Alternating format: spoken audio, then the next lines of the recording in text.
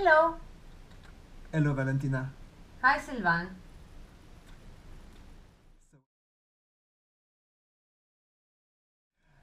Continuum movement. Well, it's a somatic practice that was developed by Emily Conrad for about 45 years, and that basically inquired the fluid system or the fluid in the human body and beyond. So what it is for me, well, first what it did to me when I met Emily and started to practice in a retreat. Um, well, the injuries I had accumulated for years of being a professional dancer, and so using my body and having all kind of uh, an accumulation of chronic pain and chronic discomfort, and so I started to realize that this was well, I started to see more clearly what was going on in my body, and I started to see or to have a perception of how I could move um, around those pain and start to that something could start to transform and to actually support my body more than to strain it, to get it, to so so what it is for me, it's a very regenerative and very healing practice for the body. So as a dancer, I find it very useful. And what also I discovered is that there is a sort of intelligence or a sort of um, biointelligence that is this fluidity and that is this present in the water or in the fluid of our body. And that is, for me, a connection to life itself, life on earth, life in the universe. And so I can communicate and I can receive information, I can send out information. And so I had all kind of visionary experience, for instance, doing continuum movement as well. So and I guess as part of my practice as a dance therapist, for instance, I could really feel the connection with uh, what we need to do in the body, how we need to uh, go in more parasympathetic mode into releasing the accumulation of stress or density or um, that we all carry in our bodies, through our life history, trauma, and all kind of things. So everything is in the body. So to be able to connect with that was very clearly experienced with continuum movement. I could access those memories. I could have a sense of also the capacity for regeneration of the body and of resilience and of finding ways, to progressively dissolve uh, trauma, density, injuries, whatever is part of our, whatever we carry. So, if I understood, you are working with the continuum movement as both dancer and a therapist, and I met you as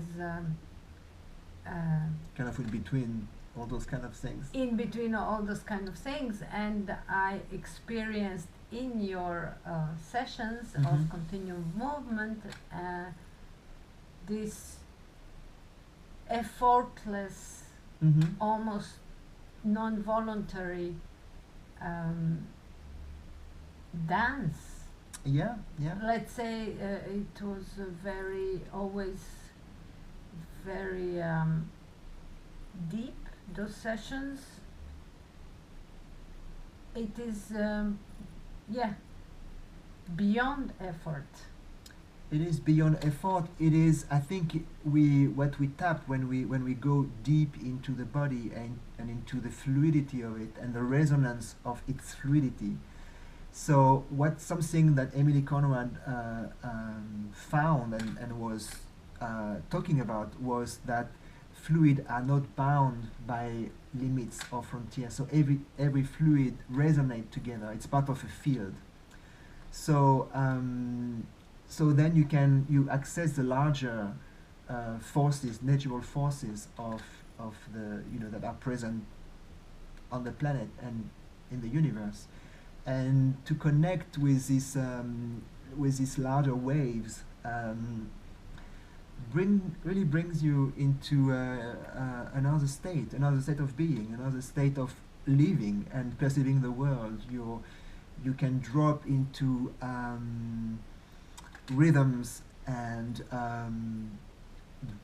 beats, that comes from Mother Earth, or come from the different alignment in the universe, like so.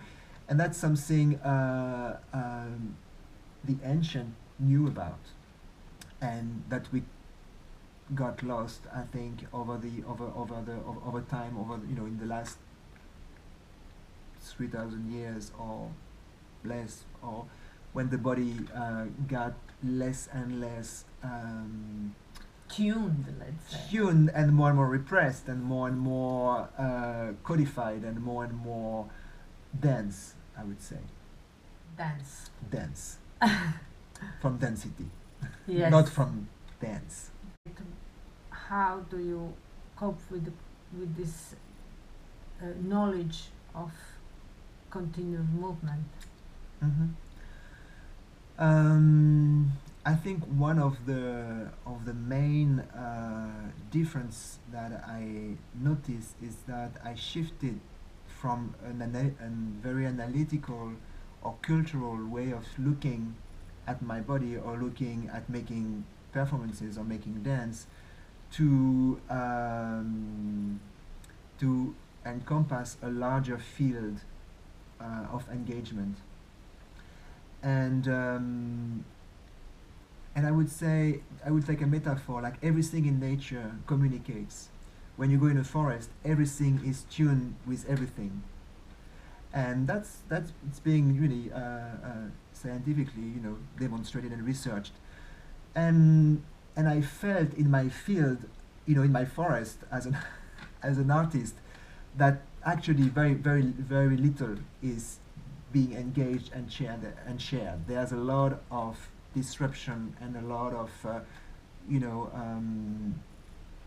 mental beliefs, and opinions and this and that, and that's I found that I'm not interested really anymore in that field, in this mental analyze and mind and analytical view. I'm interested in wholeness, in connections, in engagement. So how can I reach you? How can I reach someone that never saw dance, for instance? How can I reach myself with, how can I be full and happy with what I'm doing, instead of frustrated and in pain because the dance I'm doing is quite painful. Yes, what you said, it's that this practice basically could dissolve the deep trauma and also the trauma of dancers, hell of constant injuries and discomfort. Mm-hmm. Is it something that you think made of you a dancer with more refined quality? I definitely feel I have more possibilities of engaging. In the same time, I'm less interested in technique, or so my practice as a dancer is let's say a little bit less technically oriented or performance oriented, but more what's present in me and what wants to be expressed through me. That's really also to give space to this. And I know that this is not going to pass through my mind, is not going to pass through my, it's going to pass through my body as a whole and to the different layers that I'm made of. It has to have the space to pass through. And it's very, the way I see it, it's more like my body is a resonant, because it's 70% of water, it's a resonant organism. And I can receive, inspiration, for instance. I can receive, you know, presence. I can receive all those different, let's say, more etheric or more non-palpable aspect of what we all feel. You know, we all feel the field. We all feel each other. There is a sense of we know how to feel. I mean, we know how to feel. I think we tend now to want to feel more. And I feel Continuum really brought that aspect clearly to me, so I can be more of a channel. I can be more available for being moved than to just only do what I think is interesting or what I think is, culturally acceptable. Yeah, or what, shortly said, what you think. Yeah, I think what I this is think in relationship to to my culture or to. So I feel I have more possibilities, and also that's what I feel I want to communicate that, because I feel I want to have more connection with people instead of, giving my opinion about something. I don't think people care about opinion. I don't care about opinion of others. I think it's a very limited ways of interacting with each other. No, nowadays we have opinions bombarding all over the place. Very much. And this is also our common point, to have the mind activity as just one of the possible tools, and Yeah. not the overwhelming engine of Excellence. creation and excellence and mode of functioning. Yeah. You mentioned the channeling. Yeah. So my second question would be, since I know that you have been for years interested in what is called shamanic practices, and you do include that in your artwork and in your life and in your art therapy. So, are you a shaman? So I would just reverse a little bit the question and just talk about what's the definition of a shaman, of so the word, how the word came through. And the word came from anthropologists. We looked at other people, ancient people living on the earth and having traditions and having specific practices, spiritual practices, and they call them shaman. So it's a very recent, recent word. I mean, ancient young people, people who were observed, let's say, who were analyzed, observed, and given names by Western education formed scientifics. Yeah.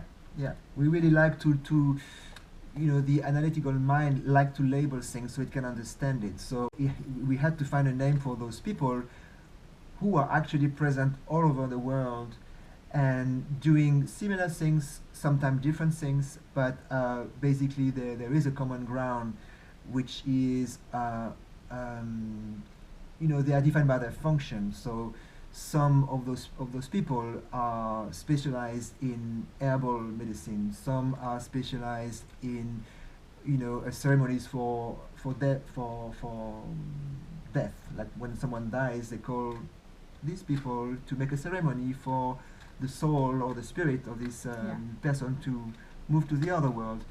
So basically, what we call shaman are people busy with moving through realities and worlds and being connected with different realities that sometimes are very physical, like the world of nature, or more cosmic, like planets and cycles. And so it's we could say that the wisdom, the human wisdom that we have, uh, is you know is connected to this word shamanism.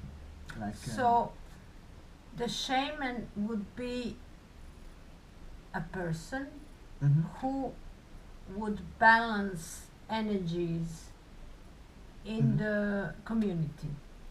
Yeah, yeah. That will be one of its function.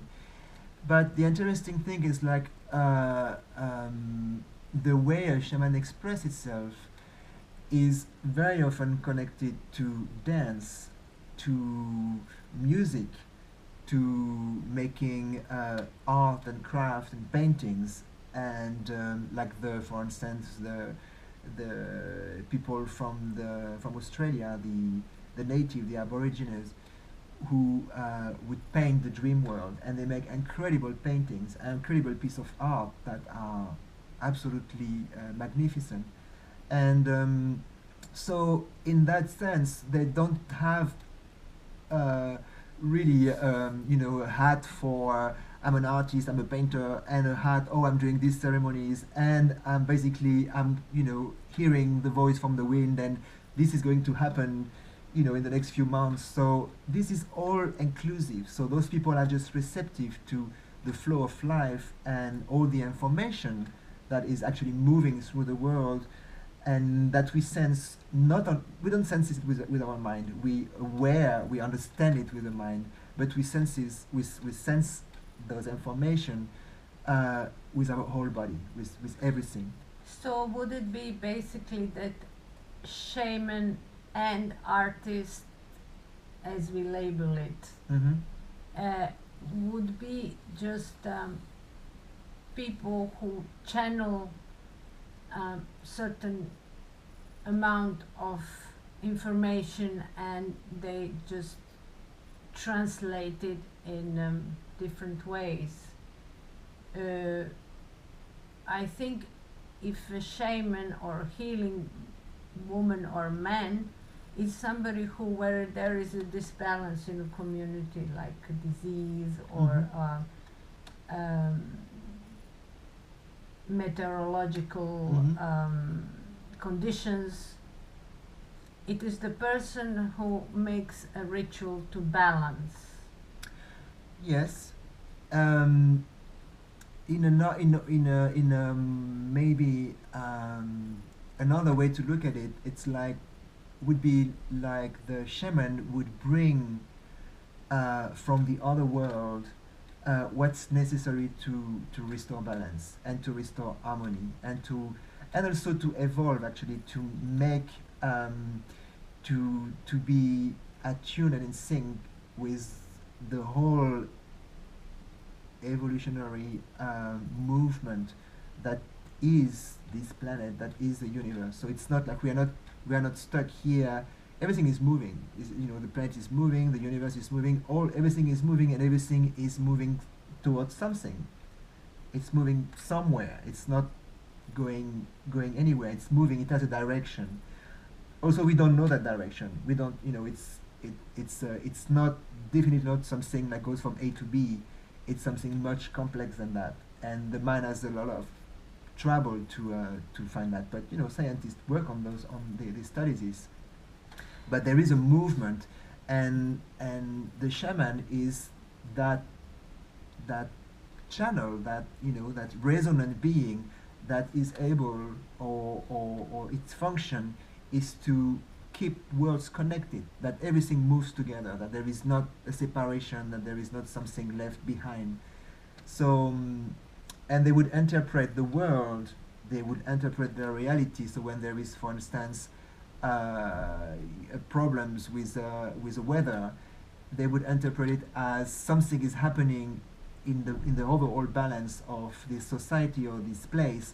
So it's not flowing. It's not, there is no flow, that there is no rain, or there is too much sun, or there is not enough sun, or whatever. And they will be the bridge to restore this balance.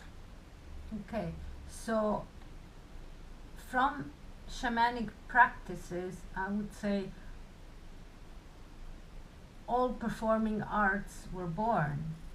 Since I the guess so. shamanic ritual includes a dance, a painting, a costume, and also includes this ritual space from Mhm. which the stage evolved actually. Mhm. It is a charged space where the cosmic time is recreated Mhm. Mhm. and where we can rebalance the energies. But I think in the evolution of performing arts, it happened that it actions on a different level than a shamanic rebalancing activity. The art, I think, should.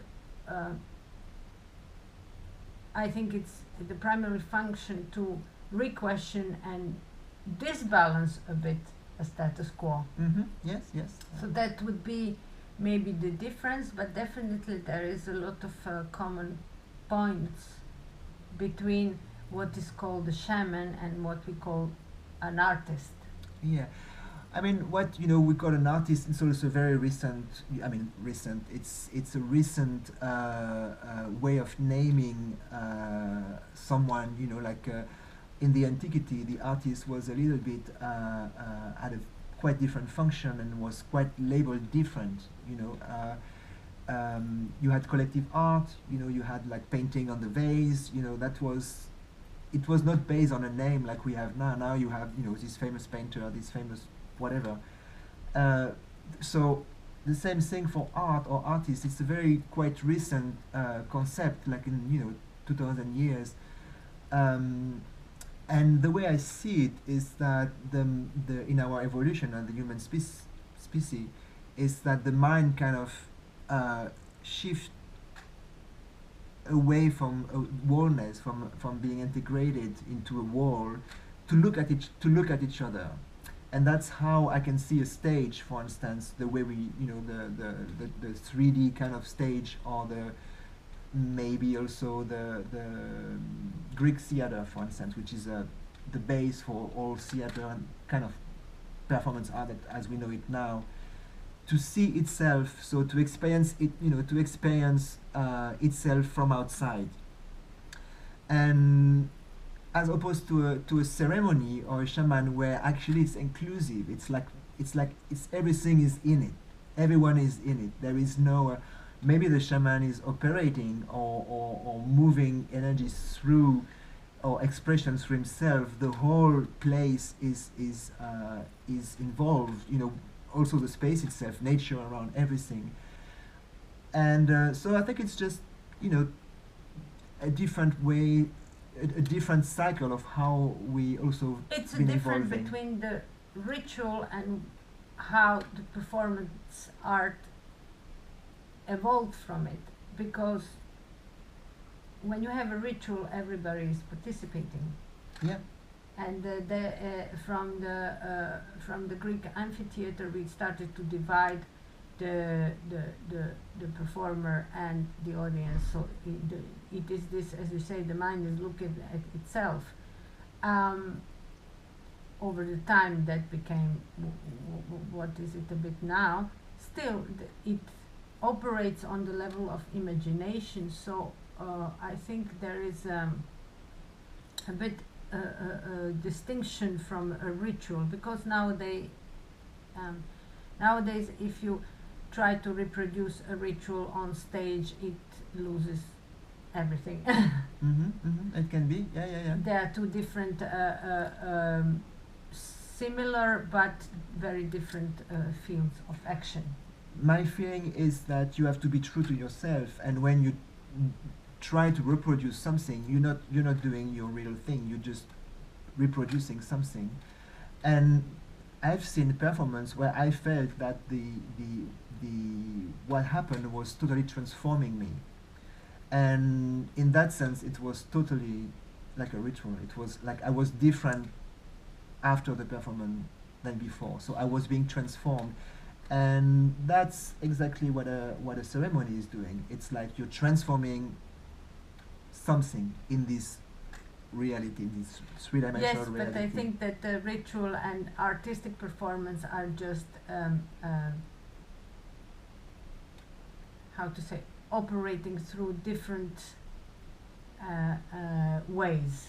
Mm-hmm. Mm-hmm. Yeah, they have similarities because they are born from one, Yeah. and then they took just a different direction. Yeah. Yeah. Yeah.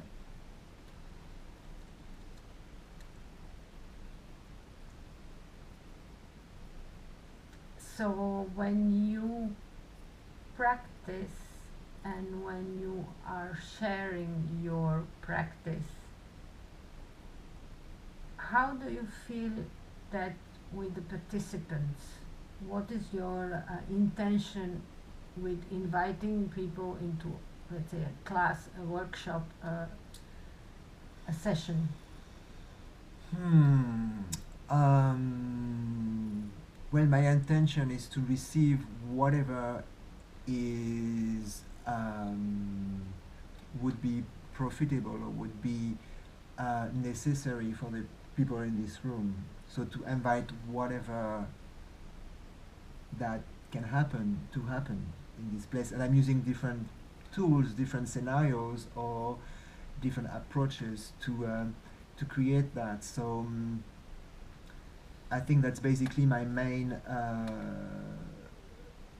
I'm very interested in awareness and how we can develop awareness so everybody also start to uh, know. I mean, be more in tune with oneself and to be able to receive their own knowledge, their own healing, their own art, their own expression, whatever you want to name it. It's the same for me. It's a bit the same thing. It's like you want to receive yourself fully. You know who you are, what you are, the life force you are, like really fully.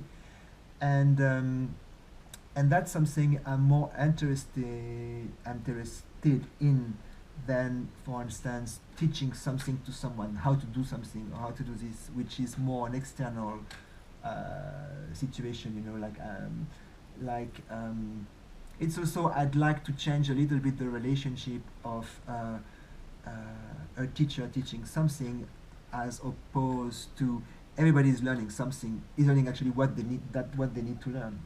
So create a space for that. I remember the first sessions I came to you. It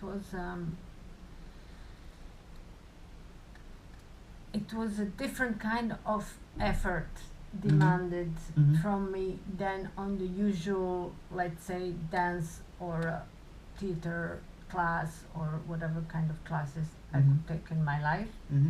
Uh, it was not much of external movement, Mm-hmm. but after the session I was always so tired and hungry and Mm-hmm. completely exhausted. Mm-hmm. So that in a good way, Mm-hmm. because it made me be forced to rest Mm-hmm. and to restore Mm-hmm. in this, let's say, new formation Yeah. or the shifted formation that happened during the session. Mm-hmm. Mm-hmm. So that was very interesting. Yes, that can happen. The same, you know, you have all kind of cycle in how we regenerate and rest.